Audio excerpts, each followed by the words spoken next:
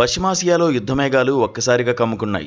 Iran supreme leader Ayatollah Ali Khamenei America, Israel జరిపిన భారీ దాడిలో మరణించారు. ఆపరేషన్ ఎపిక్ ఫ్యూరీ పేరుతో ఈ భీకర దాడి జరిగింది.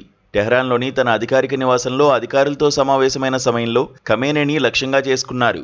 దాదాపు 30 పవర్ఫుల్ మిసైల్స్తో విరుచుకుపడడంతో ఆయన ప్రాణాలు కోల్పోయారు. ఈ దాడిలో ఖమేనీ కుమార్తె, అల్లుడు, మనవరాలు, కోడలు కూడా మరణించినట్లు ఇరాన్ మీడియా ధృవీకరించింది. ఖమేనీ మరణ వార్తను అమెరికా అధ్యక్షుడు డొనాల్డ్ ట్రంప్ తన ట్రూత్ సోషల్ ఖాతాలో ధృవీకరించారు. చరిత్రలోనే అత్యంత క్రూరుడైన నేత హతమయ్యాడని ఆయన పేర్కొన్నారు.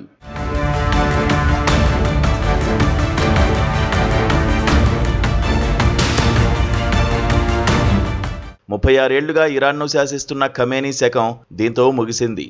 ఇరాన్ ప్రజలు తమ దేశాన్ని తిరిగి స్వాధీనం చేసుకోవడానికి ఇదే సరైన సమయమని ట్రంప్ వ్యాఖ్యానించారు. ఇరాన్ ప్రభుత్వం దేశవ్యాప్తంగా 40 రోజుల సంతాప దినాలను ప్రకటించింది. ఈ దాడికి ప్రతీకారంగా ఇరాన్ వెంటనే ఎదురుదాడులకు దిగింది. ఇజ్రాయెల్తో పాటు అమెరికా సైనిక స్థావరాలున్న ఖతార్, బహ్రెయిన్, యుఏఈ, జోర్డాన్ మరియు కువైట్లపై డ్రోన్లు, క్షిపణులతో విరుచుకుపడింది. ఇరాన్లోని సుమారు 20 నగరాలపై కూడా దాడులు జరిగాయని ఐక్యరాజ్యసమితి నివేదికలు చెబుతున్నాయి. ఈ పరిణామాలతో గల్ఫ్ దేశాల్లో హై అలర్ట్ ప్రకటించారు. పశ్చిమాసియాలో తీవ్ర ఉద్రిక్తతలు భగ్గుమన్నాయి. ఈ పరిణామాలపై ప్రపంచ దేశాలు తీవ్ర ఆందోళన వ్యక్తం చేస్తున్నాయి.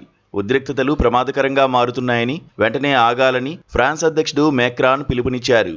భారత విదేశాంగ మంత్రి ఎస్ జయశంకర్ ఇరాన్, ఇజ్రాయెల్ మంత్రులతో ఫోన్లో మాట్లాడారు. సంయమనం పాటించాలని, చర్చల ద్వారా సమస్యను పరిష్కరించుకోవాలని ఆయన సూచించారు. ఐక్యరాజ్యసమితి ప్రధాన కార్యదర్శి యాంటోనియో గుటెరస్ ఇరుపక్షాల సైనిక చర్యలను ఖండించారు.